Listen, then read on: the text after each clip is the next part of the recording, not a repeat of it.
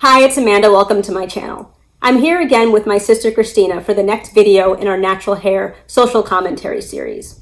Halloween is coming up this weekend, so I figured it would be an appropriate topic for our episode number 2. Conveniently enough, Halloween has always been Christina's favorite holiday, so let's kick it off with you.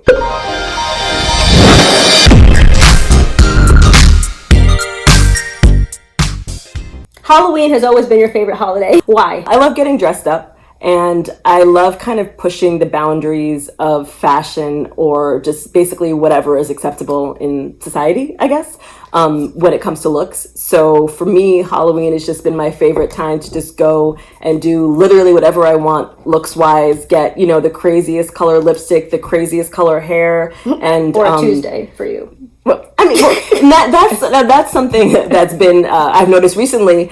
Halloween has been less exciting because now I kind of do what I want and wear what I want when I want. So then on Halloween, I really have to figure out how this is different than, like you said, on a Tuesday. On Halloween, you have to put a name to it. Whereas every other day, it's like, oh, that's just Christine. Well, for example, one of my favorite costumes was when I was Rainbow Bright. And in general, I had on a long wig, a long silky wig with bangs, and I had on the rainbow leg warmers all the way up to my knees. And there are certain things I would not wear on a Tuesday, So, I love the fact that on Halloween, you could literally think, what is it that I want to wear? And then that's what you get to wear. It's a little aside here. I've never really been much for Halloween. Most of this is going to be about Christina's experience.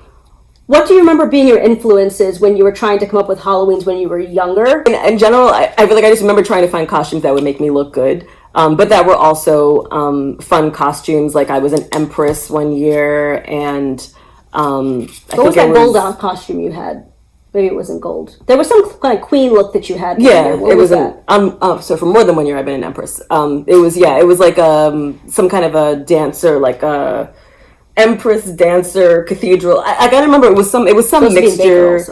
You were Josephine Baker. That wasn't a hair thing. That wasn't Halloween. That was school. That was middle school. Yeah. Our mother has been very intentional about us embracing the fact that we are Black and embracing Black history. And so she, anytime that we were doing a school project, she would have us pick somebody Black. Like in 5th grade, we have to study, different scientists, and she had to study the real McCoy, Elijah McCoy. And so for me, I think it just naturally, based on how we were raised, I would kind of look for costumes that would make me look better or would have some element of me in them and then enhance that. A couple of years ago, maybe it was last year, like our niece dressed up as Elsa for Halloween, and our Elsa, I don't know who's who. I very specifically don't follow it. Blonde. But yeah, she had long blonde hair. It was very jarring to see it because it was obviously because she's very dark skinned and doesn't have blonde hair, and wearing the blonde hair, it didn't make her look like Elsa. It made her look like she was trying to look like Elsa. Later on that day, I saw my friend's daughter, who's white, who was dressed up as Elsa, and I was like, I was thinking it's so sad because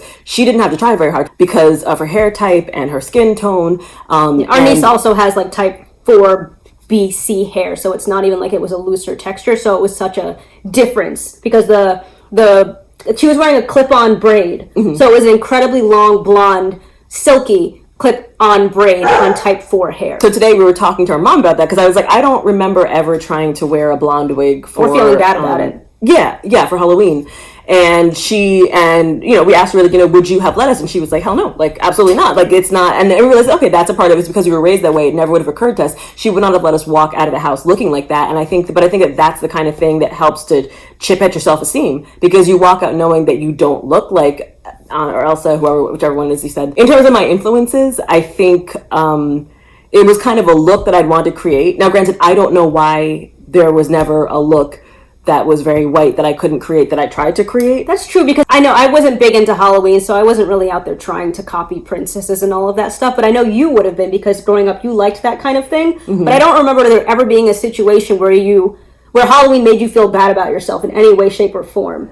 Again, we're talking about a 5-year-old versus I can't remember what it was like when I was 5, but I think when I was 5, my mom was choosing my costumes, and she, like, our mom was choosing it, so she would have chosen something that would have been an adorable costume for me to wear. It probably would have been some kind of variation of a witch or something. Oh, it was always something that was shiny. I did like shiny stuff. Yeah, I would always have a hat. It would always be shiny. It would always be sparkly, and it would always be something beyond that. I can't remember if there was ever a costume that I wanted to create that I chose not to because I was Black. It's very possible. I wouldn't try to look like someone knowing that I didn't look like that I looked like I was trying to look like someone, as opposed to I looked like that person or I did a great variation on that. Do you think how we were raised had any impact on your thoughts towards Halloween and your personal image growing up? My mother was very intentional about who it was that we respected, who it was that we looked up to, and making sure that we had a lot of images of beautiful Black women who were brilliant to kind of look up to. So I think that when we were looking for costumes, there wasn't really this idea of there being the one year you could step outside of your skin color or step outside of your hair type, because she put a lot of energy into making us, embrace the fact that we were beautiful, the fact that we were intelligent, the fact that there's a community of people like us and of showing us these images. So I think because she did such a great job of kind of integrating that into our thought process, when it came to Halloween, we didn't look for costumes that would completely, I guess, step outside of that upbringing. To that point, when we were celebrating Halloween with our friends growing up, there was never this envious bone in our body when we were seeing someone else dressed up as a princess and they had this long flow. I mean, it wasn't really relevant. They had their costume, we had ours. It really wasn't about the difference between us and us feeling inferior to them based on what they were able to achieve, because look what we were able to achieve. This came back to me when we were trying to remember what costumes, and I just laughed. I was thinking about her older sister Jasmine, and the last costume I remember her wearing was the one-eyed, one-horned flying purple people eater, which I guess didn't have any relevance to hair because her hair was covered up. It's a song, he was a one. No, I know, but it's a song. Is there?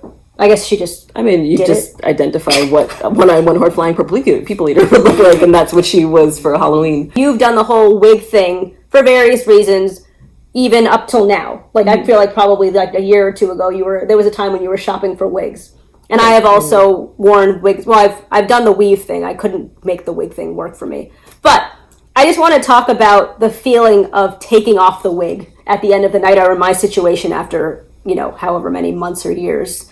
What is that feeling like for you? I feel like every time you try on a wig, it could leave you feeling worse and worse about yourself, depending on what it was that you were going for with the wig. And it not just about being, long, straight hair versus kinky hair, because even when I was trying on long natural wigs, going to Ricky's, they specifically had a larger natural hair selection, and so that's where I would go to try out hair that would be you could find a big pink afro or a big blue afro or different kind of natural hair sorts of things. And so even with that, there would be taking it off at the end of the day. Once you're done trying on the 3 that they let you try on, there would still be, it would be kind of upsetting because, my hair would look fine, but it's just that I didn't get to have that crazy fun look that I would like to have. But that being said, the last time that I went up to Harlem and was trying on a bunch of wigs, when I think my hair had been relaxed, but it was very, very short and relaxed. And I was trying on different wigs to see about